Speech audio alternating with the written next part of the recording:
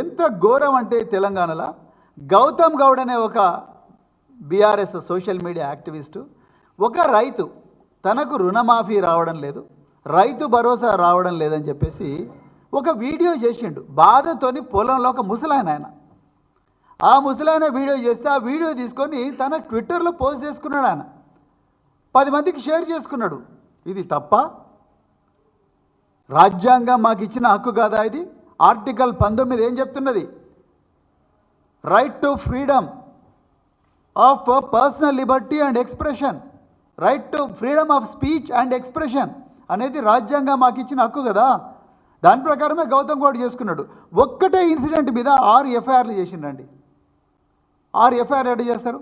మేము cyber crime స్టేషన్కి పోయినాం. దిలీప్ కొండతవని ఇంకొక ఆయన అరెస్ట్ చేసిండు. ఏం సంబంధం లేదు, ఎఫ్ఐఆర్లో ఆయన పేరు కూడా లేదు. ఏం సంబంధం లేని అరెస్ట్ చేస్తే నేను బీఆర్ఎస్ నాయకులం అందరం పోతే మీరందరూ కూడా బీఆర్ఎస్ యాక్టివిస్టులు, అందుకొరకు ఇవన్నీ బీఆర్ఎస్ సోషల్ మీడియానే మేము ఎట్లయినా చేస్తాం అని చెప్తున్నారు ఓపెన్గా పోలీసు వాళ్ళు. అంటే మీరు సైబర్ క్రైమ్ స్టేషన్ను ఈ 50% నేరాలు ఏవైతున్నాయో ఆ నేరాలను తగ్గించాల్సింది పోయి ప్రజల లోపల పెద్ద ఎత్తున ఆదిలాబాద్ నుంచి అలంపూర్ దాకా, కొడంగల్ నుంచి కోదాడ దాకా, భద్రాచలం నుంచి దేవరకద్ర దాకా మీరు పొద్దున్న లేచినప్పటి నుంచి ప్రజల లోపల అవగాహన కల్పించాల్సిన మీరు పొద్దున్న లేచినప్పుడు చేస్తున్న పని ఏంటి? సైబర్ క్రైమ్ పోలీసులు బీఆర్ఎస్ వాళ్ళు ఏవి స్టేటస్లు అప్డేట్ చేస్తున్నారు, ఇన్స్టాగ్రామ్ పోస్టులు ఏం పెడుతున్నారు, ఫేస్బుక్ పోస్టులు ఏం పెడుతున్నారు, అదేవిధంగా ట్విట్టర్లో ఏం షేర్ చేస్తున్నారు, ఆ స్క్రీన్ షాట్స్ అని తీసుకోవాలి, గాంధీ భవన్కు పంపించాలి, రాత్రికి రాత్రి వీళ్ళని తీసుకొని పోవాలి. ఎంత ఘోరం అంటే సైబర్ క్రైమ్. మన్నే క్రిషాంక్ అనే ఒక సీనియర్ బీఆర్ఎస్ నాయకుడు, ఆయన రెగ్యులర్గా ఈ ప్రభుత్వంలో జరుగుతున్న అక్రమాలు ఏవైతే ఉన్నాయో అవి ఆధారాలతో సహా ముందర పెడుతుంటాడు.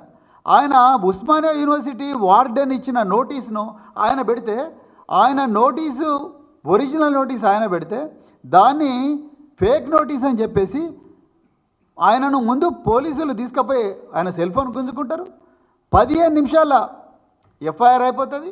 ఇంకొక 10 నిమిషాల్లో ఎఫ్ఐఆర్ కాపీ మేజిస్ట్రేట్ దగ్గరికి పోతుంది. ఇంకొక 10 నిమిషాల్లో మన్నే క్రిషాంక్ అరెస్ట్ అయిపోతాడు, జైలుకు పోతాడు. ఆయన బెయిల్ రావాలంటే మళ్ళీ పోలీసులు పోయి అపోజ్ చేస్తారు. ఇది పరిస్థితి తెలంగాణలో. గౌరవ డీజీపీ గారు జితేందర్ గారు ఈ విషయాలు ప్రజలకు చెప్పలేదు.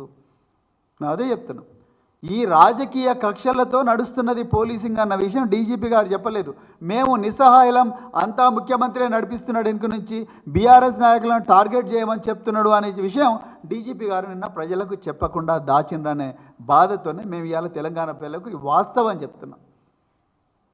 తెలంగాణ పిల్లలకు నిజాలు తెలవాలి. లేకపోతే నిజంగా రేవంత్ రెడ్డి గారు ఈ కక్షలు, కార్పణ్యాలు, ప్రతీకార వాంఛతో రగిలిపోకుండా నాకు ప్రజలకు గొప్ప అవకాశం ఇచ్చిండ్రు, ఆ అవకాశాన్ని నేను ప్రజల క్షేమం కోసం వాడతా, ప్రజల రక్షణ కోసం వాడతా అని అనుకొని ఉంటే ఇవాళ 7,595 వాహనాలు దొంగిలించబడేవి కాదు. అదేవిధంగా ఈ దాదాపుగా 2,945 మంది మహిళల మీద అత్యాచారాలు జరిగేవి కాదు. రేవంత్ రెడ్డి బీఆర్ఎస్ నాయకుల మీద ఈ విధంగా దాడులు చేయకపోయింటే, అక్రమమైన దాడులు అవసరం లేదు. ప్రజాస్వామ్యంలో అందరికీ హక్కు ఉంటుంది. రాజ్యాంగం ఆర్టికల్ 19, ఆర్టికల్ 21 ప్రకారం అందరికీ సమానమైన హక్కులు ఇచ్చింది. ఎందుకింత కక్షతో వ్యవహరిస్తున్నారు ముఖ్యమంత్రి? సో అదేవిధంగా ఇక మిగతా విషయాలకు వస్తే, మరి పోలీసు డిపార్ట్మెంట్లో నిన్న డీజీపీ గారు లగచర్ల గురించి మాట్లాడలేదు. లగచర్లలో పోలీసులు తిరుపతి రెడ్డి నేతృత్వంలో రాత్రి 12 గంటలకు ఇంటర్నెట్ బంద్ చేసి, కరెంటు బంద్ చేసి గిరిజన మహిళల మీద దాడి చేసిండ్రు.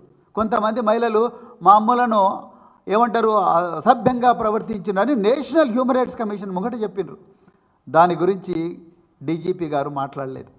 అంటే ముఖ్యమంత్రి గారి కాన్స్టిట్యున్సీ, ముఖ్యమంత్రి ఆర్డర్స్ ప్రకారమే మాట్లాడాలి కాబట్టి ఆయన మాట్లాడలేదు. అదేవిధంగా అక్రమ కేసుల గురించి డీజీపీ గారు మాట్లాడలేదు. పోలీసు శాఖలో మొట్టమొదటిసారి పెద్ద ఎత్తున సూసైడ్లు జరుగుతూ ఉన్నాయి. ఈ సూసైడ్ల గురించి మాట్లాడతలేరు డీజీపీ గారు. అదేవిధంగా మరి పోలీసులకు ఇంతవరకు జీపీఎఫ్ లోన్స్ వస్తలేవు, హోంగార్డుల వేతనాలు పెరుగుతలేవు, సరెండర్ లీవులు శాంక్షన్ అయితే లేవు, టీఏ వస్తలేదు. అదేవిధంగా ఏక్ పోలీస్ నినాదంతో మరి టీజీఎస్పీ కానిస్టేబుల్ స్ట్రైక్ చేసిండ్రు. దాని గురించి కూడా మరి డీజీపీ గారు తెలంగాణ ప్రజలకు ఏం చెప్పలేదు.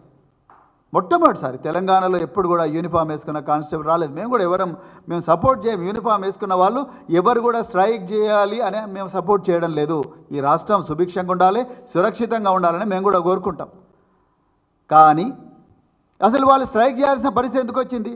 ముఖ్యమంత్రి ఖుద్దు అన్నాడు కదా, ఏక్ పోలీస్ మీకు కావాలి, ఎన్ని రోజులని ఇట్లనే అడవులలో పనిచేస్తారని ఆయన అన్నాడు కదా, ఎన్ని రోజులు కుటుంబాలకు దూరంగా ఉంటారని ఆయన అన్నాడు కదా. మరి ఆ పోలీసు సమస్య గురించి ఎందుకు మరి మాట్లాడలేదు డీజీపీ గారు నిన్న? అదేవిధంగా మిగతా ఏవైతే పోలీస్ హౌసింగ్ గురించి వాటి గురించి కూడా మాట్లాడలేదు. పోలీసుల్లో ఉన్న సూసైడ్ల గురించి మాట్లాడలేదు. హోంగార్డుల జీతాల గురించి మాట్లాడలేదు. హోంగార్డులకు రకరకాల ఇవి ప్రామిసులు చేసిండ్రు, వాళ్ళ జీతం పెంచుదని ప్రామిస్ చేసిండ్రు. వాటి గురించి కూడా మాట్లాడలేదు. జీపీఎఫ్ లోన్ల గురించి మాట్లాడలేదు.